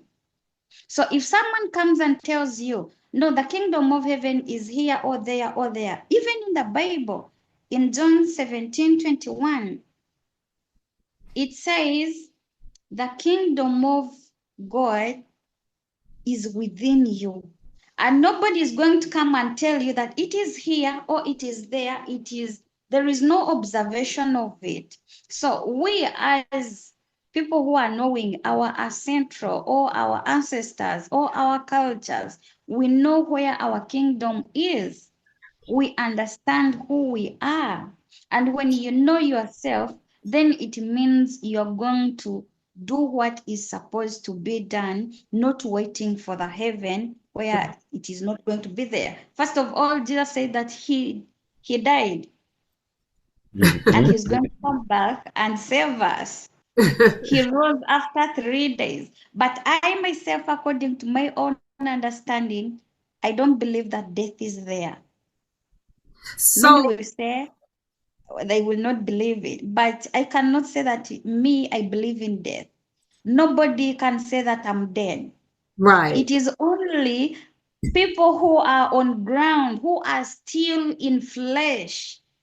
They are going to recognize that you are dead. But for you, you will be like someone who is sleeping, who is still waiting to wake up. That is why when we return to the source, we return back and we start using the flesh that of our children, of our grands, of our grandchildren's, like that, to pass the information, because I'm no longer having a flesh. So I don't believe in that concept that Jesus died and then he rose and he's going to come back and save me. It is not there. The only person, if you're saying that the only thing that is going to save you, it will be your ancestors, because for them, they left the body. That is why in Uganda we say, or in Bunyoro, we normally say, nti omuntu oyo, that person was changed, no longer works in flesh. Yafuliwa. This is the air that helps the clothes to get dry. Embuyaga ezikaze engoye in Luganda. As in, when I die, I have left the body. The body is like a car that when I'm traveling to London, I will use that car. But when I reach, I will leave that car and I go and operate the things that I'm supposed to operate. So when I return to the source, yes, please. I'm sorry to cut you short, but I wanted you to briefly describe what does it mean to die, to rise, to shed the blood for my sins. Because remember, we are talking about the character of Jesus. And I also wanted you to describe the clothes. Like, I want you to give us a good insight. Well, that Jesus was having long clothes, and he was having a haircut. No, his hair was woolly and it was going down like this. He had a bag, kind of. Those are the things that I wanted you to talk about, and also go into details of describing how he died, he rose, he shed his blood for our sins, and why are we alive because of him. Me, I'm not alive of him. I will correct you on that. Okay. I'm No, not I alive wanted you because to go there, According to the Bible, I he's want you talking to about. expose them. I just want you to expose the lies. I know these are lies, but just expose them. okay. Yeah, because these are, yeah, just expose the Okay, lies. thank you so much. According to the dressing code of Jesus, he had a white cloth. He used to wear the sandals, what we call in Buganda rugabire. He had a clothing called the zomunagiro, and then he had a bag. So we as the chosen ones, And his hair. we start, What about his when we hair? start, and also his hair, I'm going to describe it according to our culture. Okay. I'm I'm going to sorry. describe it. Yeah, proceed. We as the chosen ones, when you are chosen, there is a process you go through. There is what we call, you leave everything, what we call in Uganda, okuzemeze, so that your ancestors, they can trust you. When they start trusting you, they will start giving you the information. They will start giving you everything so that you can go and serve. And after being in that process, you become a servant. A servant is there to serve everything. Whoever comes, you have to serve them without having any doubt or anything that you're thinking that if I give this person, will give me back something. We are there to serve. Then, according to the clauses, when we go to Uganda, when you go to Bunyoro, those clauses, they were for the chosen ones, what we call the Batabazi. In Uganda, it's called the Batabazi. They used to, that bag that he was having as a sign of a bag. In Buganda, in Bunyoro, or in our cultures, it is there, it was for keeping information. Wherever I go, I will find people who are going to give me their information. We want you to do this for me. I want you to do this for me. I want you to do this for me. We used it as to keep that information as a servant. It was a source of keeping information. Then that thing of which was like a crossing, Omunagiro. It was Omunagiro, right? The one that goes through the shoulder to the waist. Yes, exactly. It is also a wearing cloth that shows that you crossed from the other thinking capacity of the flesh. Now you are on the line of your ancestors. That is why it was in the middle, crossing You from become the the other son of side to God. this side. To You become the God become in flesh. not God in flesh. It's like an antenna that connects you. It was like an antenna that connects you to your ancestors. Because for you, you have not you are not going to become God in flesh. Why? Because you are still operating in flesh. That is why they normally tell us those spirits, when they come to you, they are communicating to you. If they're communicating, let me say they're communicating to Kagimu. I'm the one who is having those spirits. I'm the chosen one. They will tell Kagimu, you people of flesh, you act like this and this. But they are using my flesh to come and communicate. So it means me, I'm having the connection that is leading me to connect to them spiritually, and I come and deliver it physically. To the ones in flesh. And then he had the shoes. In Uganda, it's called Lugabire. But in Bunyoro and in Chinyarwanda, it's called Ebirato. Meaning the same thing. Yes. Sandals. Meaning the same thing. Those shoes, when we go back to our ancestors, the old ones, because right now what I'm seeing, the world is spreading a lot of information which is, should I say, also colonized. False. The modernized information. But when we go to the old information, those shoes, it was a sign of strength because they should I say like a tire of a car, like that. So they used to be strong. And when you see even the image of Jesus, when they say that we as servants, me as a servant of my family, if I am chosen and my family don't believe in me, and they start saying now you are becoming witch, you're having witchcraft because they became born again, they turn to religions, they are no longer in that cultural thing. It goes to the same where they say Jesus was born from Nazareth and then he migrated from where he was and went and started preaching to another a city. So even us as the chosen ones, when you are chosen, if the family neglects and they don't understand your power, you are allowed to move. And then you go and serve because for you are a servant. You don't have to serve only where you are. You are supposed to serve everything that comes. Wow. And they will be sending you to different places, like in hills, in mountains, in rivers. Go and collect this information. Go and do this and this. Then you return back. Go and do this and this. Go do this ritual. Cook this thing. We want you to do this. Go and wear that cloth. This cloth, it doesn't cross this river. This cross, it doesn't cross that bridge. You have to do this. So they used to give you the information. And when you go back to the image of Jesus, it was also like that. They sent him to go and pick the children of Israel. He started from Egypt to go back to Canaan.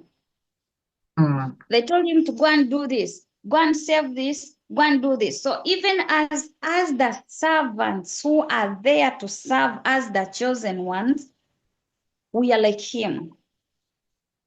But because for them they came and picked our knowledge, they had to twist it for them to bring it and forge us and make us to believe that for us we are going to find the heaven in the sky. Or either for you to believe in heaven whereby you have to believe. You don't have to ask, but you have to only believe. As I said in the beginning that believing, when you believe in something, you give it a meaning. But if you are not believing in something, that thing is not going to get a meaning. So if Jesus came to Africa and then brought that information, the knowledge, the teachings, and then we don't believe in them, they were not going to make a meaning. So they had to make sure that what we are having, because we Africans, we communicate to God. Our ancestors, they do each and everything, the wonders. If they tell you, please, this ceremony is not supposed to happen, if you force it, the rain is going to rain until the end. It will be like that. If they say that this season is having a lot of sunshine, what are we supposed to do? Let's call the power of Jaja Msoke to come. We had that spirit. They will call it and come, and the rain will start. But even if you're having a ceremony, let me say, there is a time when you're going to, for a burial, you're going to keep the other body, and then the rain starts to rain. There's something we do, and rain stops. So when they found that we are having much deeper connection to the spirit or to the spiritual realm, they had to come and tell us that this Jesus, the word that they are preaching to you, it is going to give you life. It is going to take you to heaven. It is leading you to heaven. But the ones that you are doing, it is witch. Demonic, witchcraft. It is demonic. They started calling it demon. That is why me, even when I'm speaking to my family, I tell them, even if you call me a demon, even if you call me what, Me and Satan, we are 5 and 6.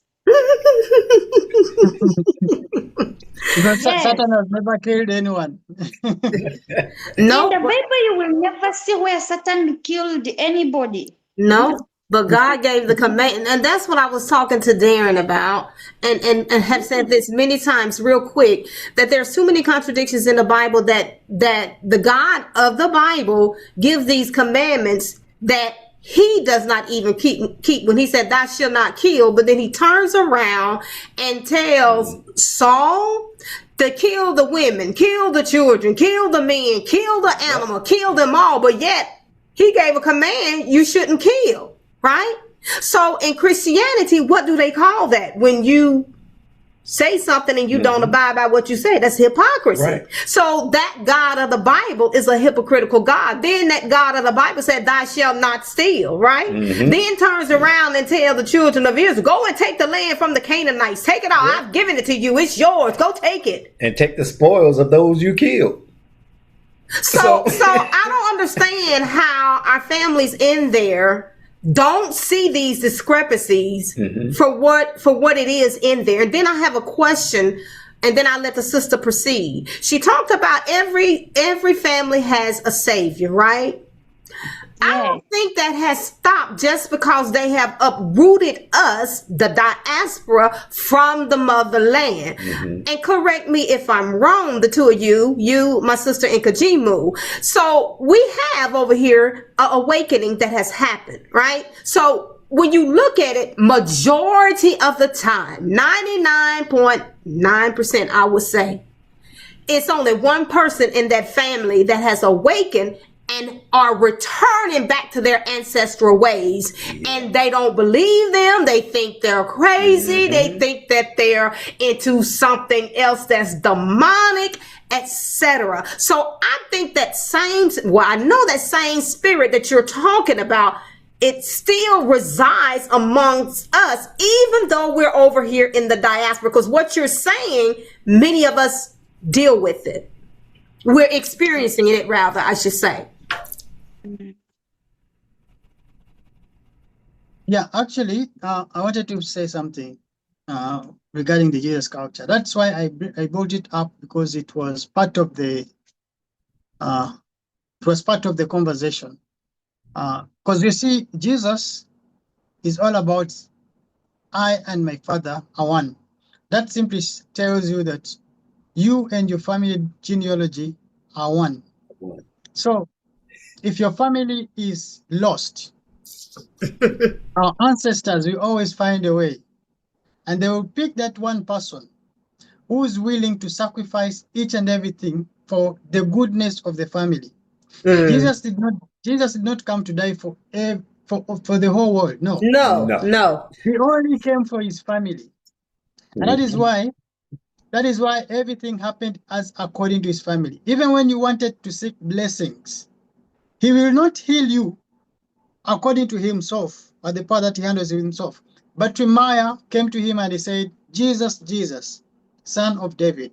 Meaning, he's recognizing the power that lies in the family of David. Because remember, Jesus had come out as a pure breed in the David's lineage. So this is what is happening nowadays, that the awakening is getting us back to the basic knowledge. And the white man came in Africa. He made an observation. He realized that Africans were so organized, we are so structured in such a way that we cannot easily be broken or fooled around. So what he did is to understand that, because remember, they came as explorers. That was the first phase.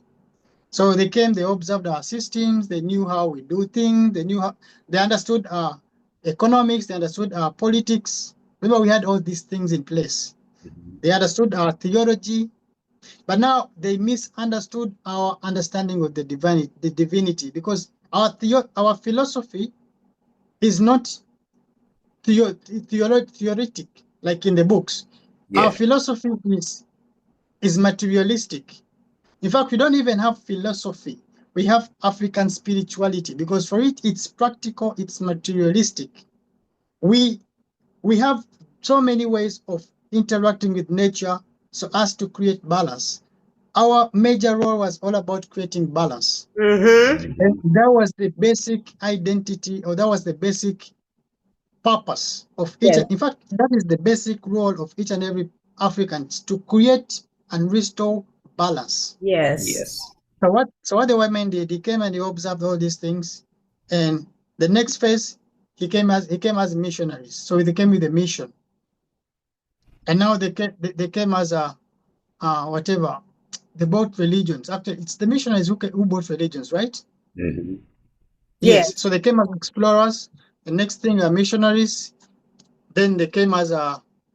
Then the third phase was when they came with politics, like systems, democracy, and that is where they killed us, because the democracy simply says each and everyone has the right to do whatever they want.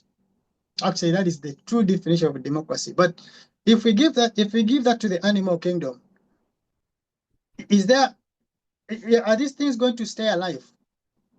Will you find life there if you give authority to each and every animal to be the ruler or the head, It'll be or to take chaos. over? Chaos, It like will what be we're chaos. dealing with now. Exactly. The same thing happening in Africa all over. Everyone claims to be a president simply because the constitution gives them that right.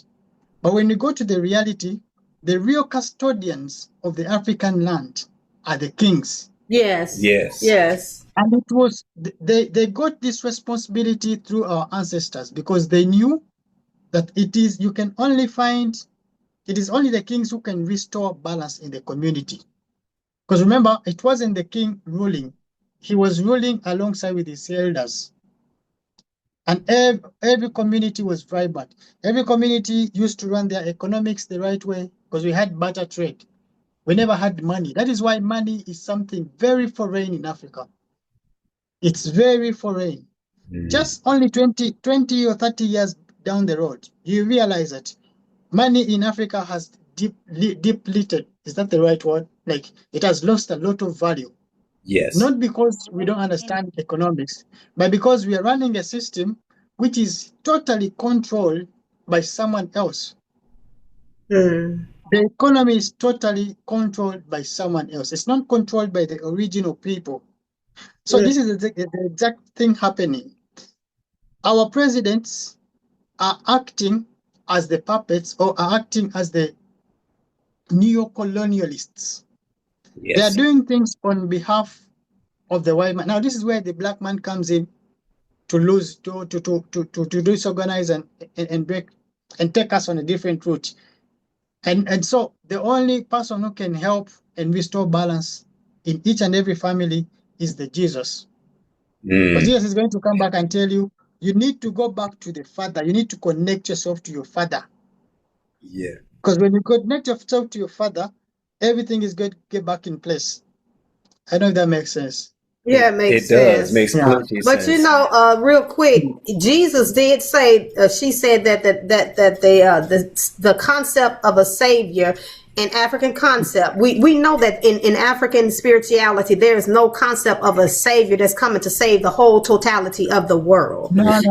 As you stated, it was always about balance, right? Restoring balance in the community, balance within relationships, balance in nature. Mm-hmm. It was always have to do with balance, whatever we did.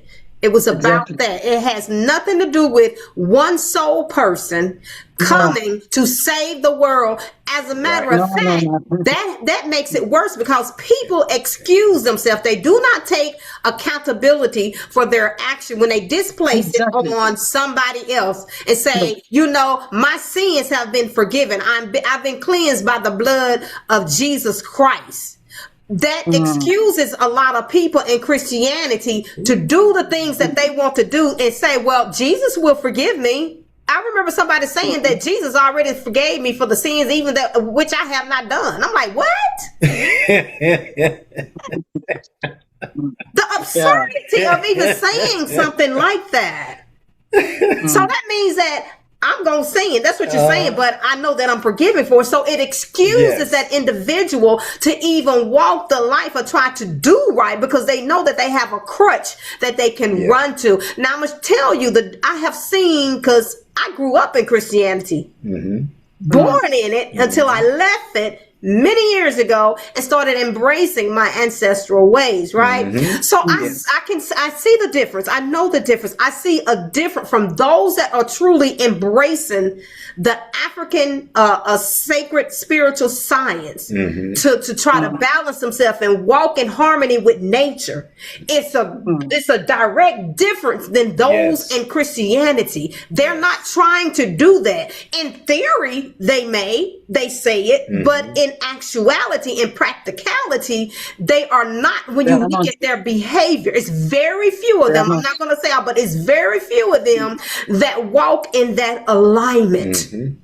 They are not, But even Africans there, I think what they did to us, it was to give us freedom, not peace. Freedom Explain from that. what? Explain that. They gave us what we call freedom, not peace. But for them in their countries, they have peace, not freedom. There's a big difference. Peace.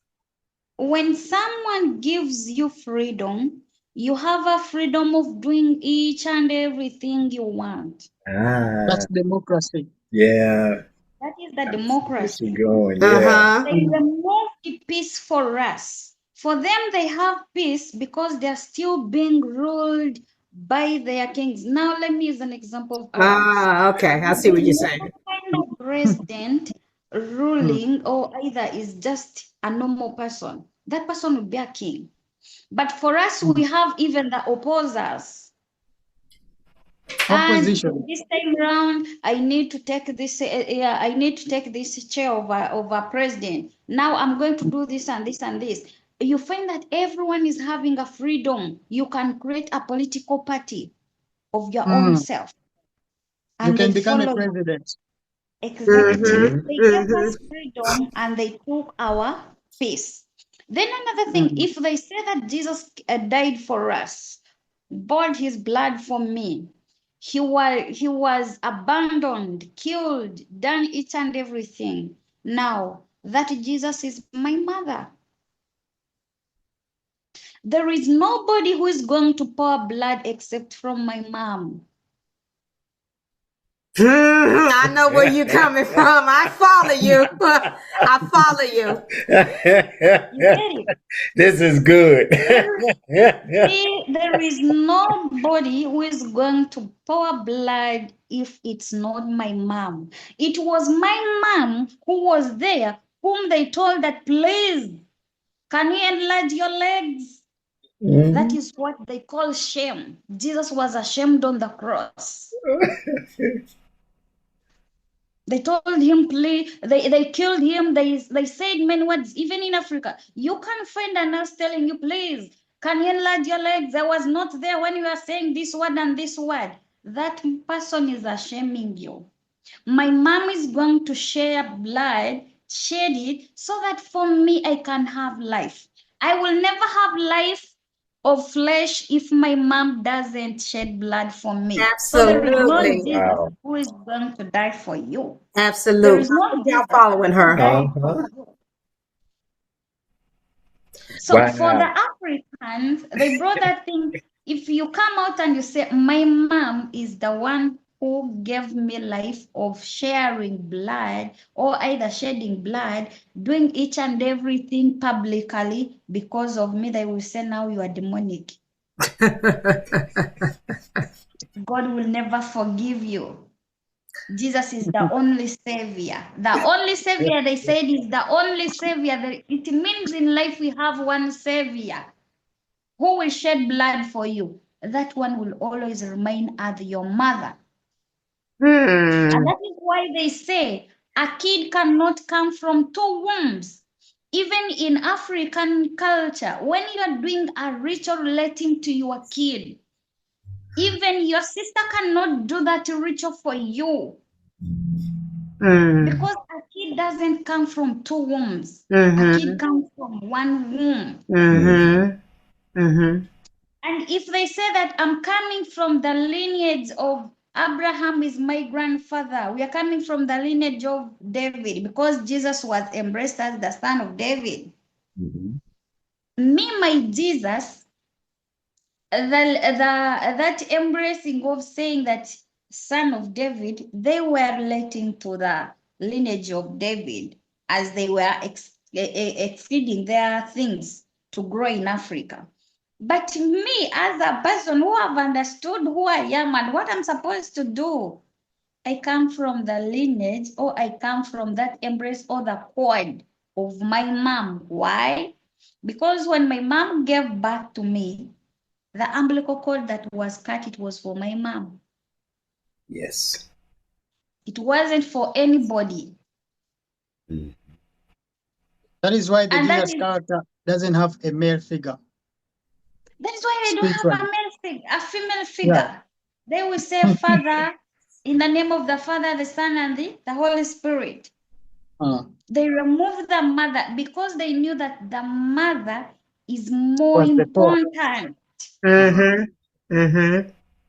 Now, I want to read something real quick to substantiate what our sister said here, to show her and to tell you all, like what I was reading. I was led after meditating this morning to read this to show that what she's saying is accurate. So it is, I told you, I was led to look up the etymology of kingdom, because they teach the kingdom of God is inside of you. But then they say, oh, I'm living so I can go to heaven. So let's look at this thing in its perspective in lieu of its true African principles, right? Okay, so it's an old English word. I'm not going to read all of it. And it's a Proto-Germanic origin that traces its root back to colonizers, which literally means descendant of a noble family, or a scion of the kin. And the root word is built on the root word kunya or kunja, meaning kin, family, or race, right? So we're talking about kingdom right now, because it's a we call those dual words when it's like king and dom. And I'm gonna tell you what dom means. So we're talking about king right now. So it says the literal meaning of that Proto-Germanic word, the root word kunya or kunja, kin, family of race. Therefore the etymological, a king is not just a ruler by force, but a person chosen. Did she not say that person is chosen? Yes, that's what she said. It says, now this is the English root word. We know that African language is the original, right? Yes. So if I go back and research and meditate, I can tell you exactly where this came from, but that's neither here nor there. So let's keep moving. But it says that person is chosen from the primary founding family line of the people, just as she said. Now, this is their language. So if you really want to understand the truth of what is being said, you have to go to the etymological meaning of it. So now let's go to dome. We know that king is a chosen person, right? By blood. Yes. In the founding family of that lineage, right? Of their people. So that person, that king, is chosen of that lineage. So what is dome? A kingdom. It is a suffix dome, which meant statute, judgment, decree, or law, right? It comes from domas, meaning that which is set up or that which is established. It's the exact same root that give us the modern English word. It said doom, which means legal judgment. So y'all following it? Yep. We're following. So it says when you put it together, kingdom, the jurisdiction, judgment, or realm of the king's lineage. So it's a chosen person from the lineage. It has to do with authority and divine, that Divine, is, yeah. just as she said. Yeah. So they took the principles, African concepts, African principles, and they just butchered it and made this one man with stringy hair, blue eyes, and said, oh, here it is right here. So when our family see this, they say, oh yeah, this is like this. We have this in our culture, and fool them. And so they read this in the Bible and say, oh yeah, they have familiarity with it, and they think that this is something that's you can follow. You can never follow something that is halfway true or not. You can't. Yeah. It's going to lead you down a road of detriment when it has some things in there that is false. It's misleading, right? Yep. Yep. Wow. You know, sis, what you're talking about is basically identity, and this all ties in to what we are discussing, totems. Because the totems identifies you, it puts you exactly where you belong. So you cannot be an African and same time be a Christian or a Muslim. Right. Then you have lost your identity. You are like this other African who doesn't know his father or his mother, because you can't even address your ancestors the right way if you call yourself a Christian, because then you have put a block. You can't even be that real Jesus. This is why I keep telling people, Christians, that if you want to be a good Christian, then you need to understand what lies behind, or what knowledge lies behind that boy Jesus that you're talking about. If Jesus was saying, I and my father are one, then what does it read to you? Are you and your father, are you the same people? If you don't understand that, then you are totally on a different perspective, or you've lost yourself completely. But Yes. I would like to involve some of our brothers, if they have, some of our members here, if they have a question, just come in and ask. Sister Tamara, do you have anything to ask, or Ron, or? Because I don't want us to continue with the story before people get to understand this in the very core essence. No. Just ask anything that you know.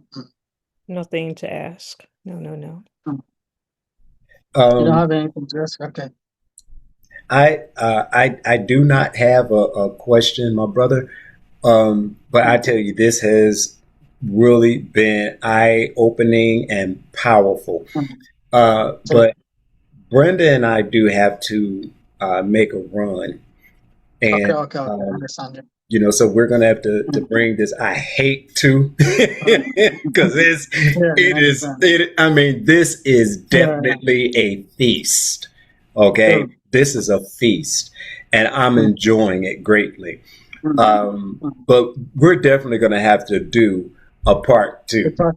Yes, definitely. sir. Actually, we resume the PDF because we have not gone through some other very important things here. Yes. Yeah. And I told you, I said we may have to do a part two. You know. Definitely. So, family, you know, I hate to end it here, but you know, a lot has been said, you know, in this first part, in part one, that should make you look forward to the second part. And I knew it was going to be powerful. I knew it. So, and also my sister, Aminyambinji, I do hope I pronounced it correctly. Yeah, right. You definitely have to come back also, please. So what we will do, we will not be available next weekend, but let's try to schedule it for the following weekend. And of course, I will send that date to you, and you can confirm it. And if that's good, I'll go ahead and create the Zoom link. So and also something else.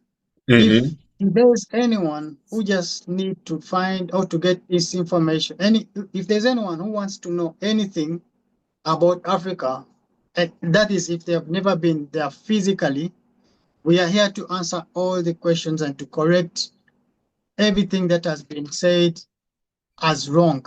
Like, we want to expose the lies. Africa is a beautiful place. The people are nice. It's just a system which is blindfolding. But things are there, like the systems are there, and everything is still in its basic raw form. And if there's anyone there who would wish to come and visit these places, I encourage them, because it's very important. You're going to connect to yourself, your true self. You're going to connect your roots. Yeah, that's what I wanted to pass out. Yes, definitely. So again, thank you. Thank you, my brother, Kagimu. Thank you, my sister, Amanya Benji. Thank you so much. And everyone that is here on Zoom, thank you. We truly appreciate you being with us. And our YouTube family, look forward to part 2. All right. So until next time, you all be increased.